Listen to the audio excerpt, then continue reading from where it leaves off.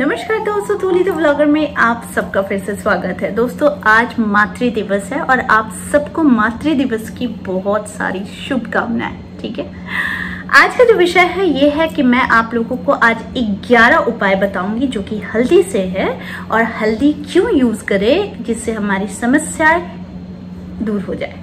ठीक है, आज सारी चीजें आज की इस वीडियो में होगी, बहुत ध्यान से देखिएगा और मैं आप लोगों को बताऊंगी कि ये 11 उपायों को करने से क्या क्या लाभ होंगे। ठीक है, लेकिन हमेशा की तरह आगे बढ़ने से पहले चैनल को सब्सक्राइब कीजिए, बेल बटन को दबाइए। वीडियोस अच्छी लगती है तो लाइक शेयर और कमेंट करना बिल्कुल भी मत भूलिए।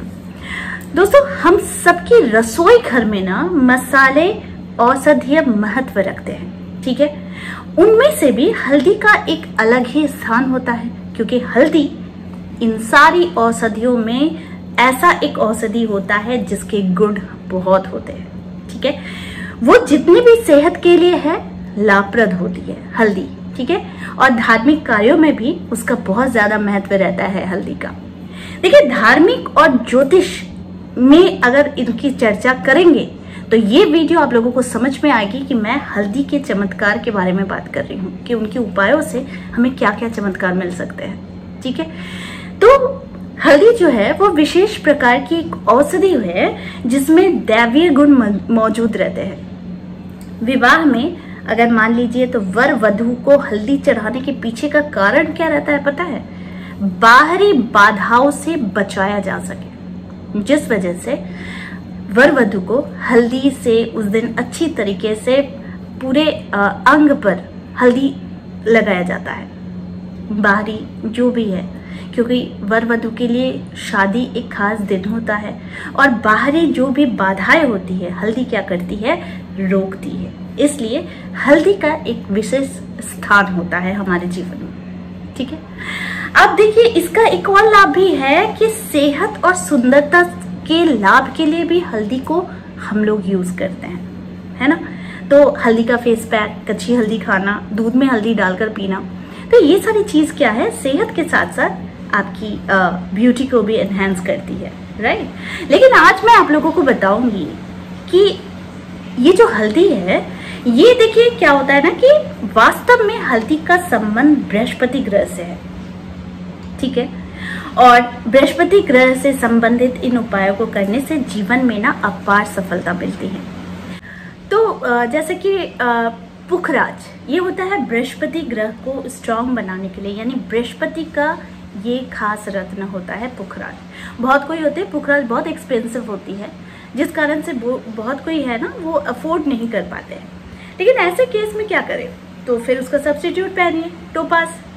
अब टोपाज भी अफोर्ड नहीं कर पा रहे हैं तो क्या करेंगे, हल्दी के छोटे छोटे उपाय करेंगे। ठीक है, तो ज्यादा देर ना करते हुए मैं आप लोगों को बहुत छोटे छोटे उपाय है जिन्हें करेंगे तो आपको भी इसके परिवर्तन जरूर दिखेंगे। ठीक है, तो वो सबसे पहला उपाय है कि पूजा के समय कलाई पर या फिर गर्दन पर, ठीक है, छोटी सी एक तिलक लगा लेते हैं अगर हल्दी की, तो बृहस्पति बहुत मजबूत होता है और आपकी वाणी जो है वो काफी मजबूत बन जाती है। आप जो कहेंगे ना लोग वही सुनेंगे। ऐसा इसलिए कहते हैं क्योंकि हम लोग अक्सर जो भी बात करते हैं ना उसमें अगर कॉन्फिडेंस ना झलके तो इसका, आपकी बातों में अगर कोई ज्ञान ना झलके तो इसका कनेक्शन बृहस्पति से जरूर होता है। और इसी दोष को दूर करने के लिए हमें जरूरत है हल्दी की।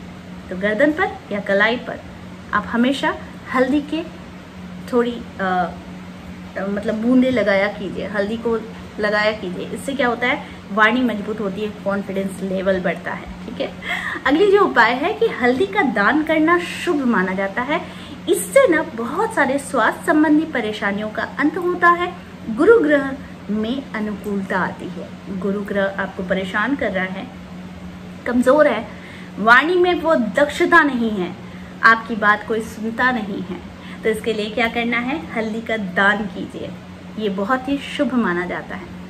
तीसरी जो है वो है कि पूजा के बाद माथे पर ना हल्की जो छोटी सी होती है ना ये भी लगा लेंगे ना तो आपकी अगर विवाह संबंधी कोई प्रॉब्लम है, बहुत दिनों से डिले हो रहा है मैरिज में, शादी की बात चलते चलते बीच रास्ते में ही टूट जाती है, तो ऐसे क्षेत्र में आपको हमेशा पूजा करने के बाद में ना एक हल्दी का तिलक ज़रूर लगाना चाहिए। इससे बृहस्पति स्ट्रांग होती है, और बृहस्पति स्ट्रांग होगी तो शादी से रिलेटेड अगर कोई प्रॉब्लम है तो उसमें आपको इन संबंधी कार्यों में सफलता ज़रूर मिलेगी। ठीक है।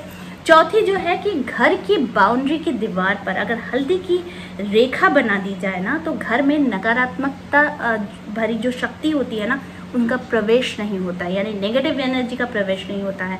आपने बड़ा शौक से घर बनाया है, आपने बहुत खूबसूरती से एक घर को तैयार किया है, लेकिन क्या होता है कि बुरी नज़र कभी कभी घर में या फिर बुरी शक्तियों का आगमन हो जाने से वो खूबसूरत सा घर भी खंडहर जैसा बन जाता है। तो उसके लिए क्या करना है, आप लोगों को एक हल्दी की रेखा बना देनी है बाउंड्री वॉल्स में। ठीक है, या फिर छिड़क भी देना है। इससे क्या होता है कि नेगेटिव एनर्जी जो है वो प्रवेश नहीं कर पाती है। अब बात आती है कि आप लोग में से बहुत कोई कहेंगे कि मैम हम लोग तो फ्लैट में रहते हैं, तो फ्लैट में क्या करें। तो फ्लैट में मैं भी रहती हूँ। तो देखिए इसको करना क्या है कि फ्लैट की इंक्लूडिंग आपकी बैल्कनी, वहाँ पर ना जो पाउडर होती है हल्दी की वो छिड़क दें, और ऐसा ना हर बृहस्पतिवार को करें। इससे क्या होता है कि बृहस्पति की गुणवत्ता जो है, जो इसकी शक्ति होती है, यानी कि बृहस्पति की जो पावर होती है, देखिए कलर इफेक्ट ना बहुत ज़्यादा ग्रहों को शांत करती है। जिस वजह से हम लोग जेम्स स्टोन पहनते हैं, उस हिसाब से हम लोग ड्रेस पहनते हैं कि कौन सा वार है, कौन से वार के दिन हम लोगों को कौन सा कलर पहनना चाहिए। तो इसीलिए आप बृहस्पतिवार के दिन ही ये उपाय को कीजिएगा। ठीक है। अगर अपना घर है, यानी कि मतलब क्या बोलूँ, फ्लैट नहीं है, तो फिर उसको साइड से बाउंड्री वॉल्स में ना आप हल्दी की रेखाएं कर दीजिए।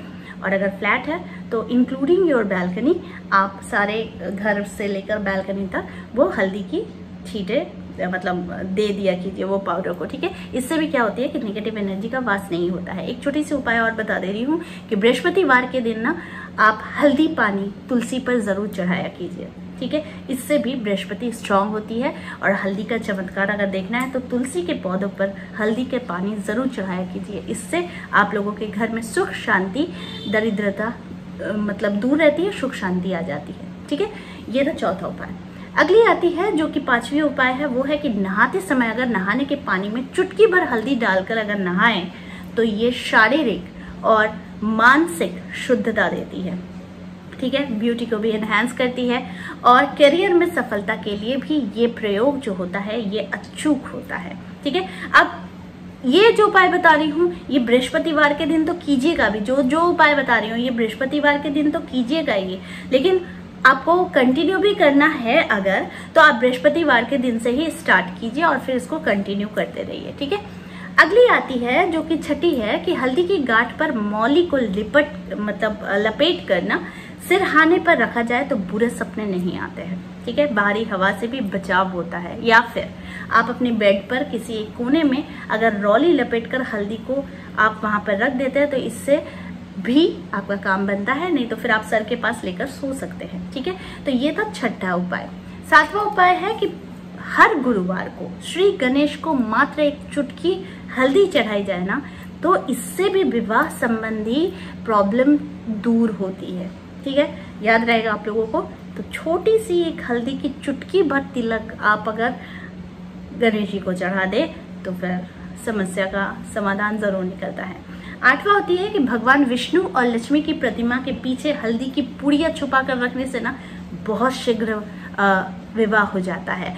आप क्या करें, अपनी जो भी विवाह से रिलेटेड मुरादें हैं तो विष्णु और माँ लक्ष्मी की तस्वीर के पीछे हल्दी का छोटा सा पुड़िया बनाकर आप रख लीजिए। वो कच्ची हल्दी हो या फिर पाउडर हल्दी हो, आप कुछ भी हो, आप उसको रख दो। ठीक है। इससे जब आपकी मन्नत पूरी हो जाए, यानी शादी से रिलेटेड मन्नत पूरी हो जाए, तो उस हल्दी को आप पानी में बहा दे सकते हैं। ठीक है। याद रहेगा।